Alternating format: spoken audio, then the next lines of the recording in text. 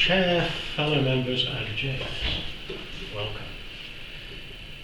I was at home, I just got back from Nigeria where I got malaria, and I was just recovering. I mean, I've had it about 3 or 4 times, so I knew what was going to happen, and got a phone call from the Institute of War and Peace Reporting, IWPR, who I used to work for occasionally, and they said, we've got this problem in the Congo, could you go out and take a look and see whether you can fix it? Well, yes, what is the problem? And it was pretty tough. The problem they had was Goma, which is the capital of the northeast, they had the central unit for justice, the courts, and all that sort of bits and pieces to go with it, and the big police station. What they couldn't do was that out in the sticks with their regional police headquarters, how could they get the witness statements and the victim statements from the police station to Goma? Well, if you try driving a jeep, you get shot or blown up because they don't want people going from police stations with the documentation. So could I come up with a way of getting the documents from the regional stations back into Goma for them to be able to deal with it? So I went. Now that was interesting going there because you can't fly there. It's impossible unless you're using a UN aircraft. The only way to get there is to fly into Rwanda to Kigali and then drive from Kigali down to the border by Goma, because Goma's right on the border, and then cross the border and you're in the Congo, and you can then be picked up by somebody and go to work. Now, work in the Congo was very strange. First thing, we had to have a sort of armoured car because of the amount of shooting going on, and it had nice Kevlar panels inside and double layers of glass and things, so it was okay, but it couldn't cope with a rocket. And I say, if someone opened up with a machine gun, that's all right, but rockets, no, we'd get blown up with one of those. Or mines, of course, that's the other problem. So we had our armoured car, and so we were driving around to go. We went to the Judiciary Centre and talked to them about what they wanted, and there were some people from Interpol there wanting to know what we were up to because they were going to decide whether I was right or not. And so we carried on talking, and then they said, well, can you go away and come up with a solution? So I went for a wander around Goma to see what there was, and they had solar panels, they had computers, shops doing all of this. It was brilliant, really, except that the panels were Chinese and they're not very good, really. They don't last as long as the German ones. So I recommended the German. But the first thing I said was, let's go for one of these Panasonic Tough books. This is a little laptop which you can drop it and hit it and do things to it, and it doesn't really fall apart. Interpol's view was, yeah, great, we'll get nicked. Yeah, so, well, get a PC, it's much more difficult carrying that out of the office. I said, yes, you're right. So we had a PC with a monitor, so they couldn't really carry on that. Big car battery, inverter, and a solar panel.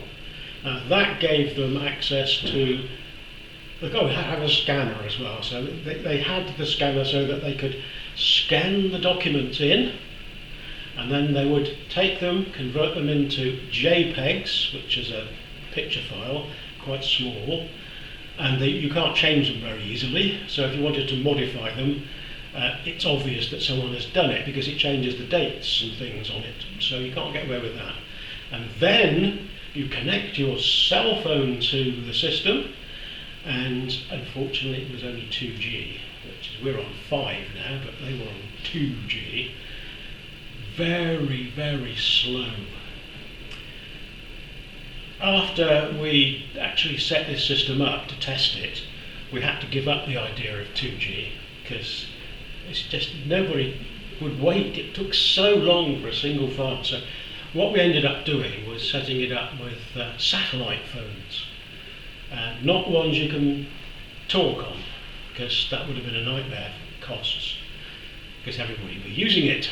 So we set one up with data only, and with the satellite we could churn this stuff out quite quickly, and we could get it to work. So the prototype we built while I was there, and it seemed to work. So then I had to go back and come up with all the documentation and the specifications and everything else. But I was told I had to go to one of the rural police stations. Nice idea.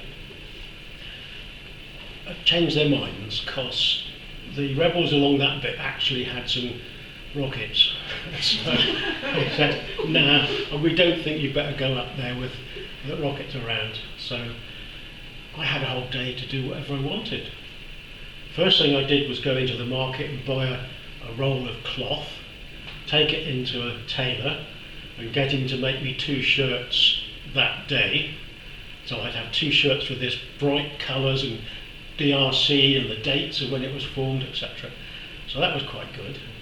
Then the boss of the IWPR base said, how about going for a drive to see Colonel Caesar on the border, on the boundaries where the fighting is?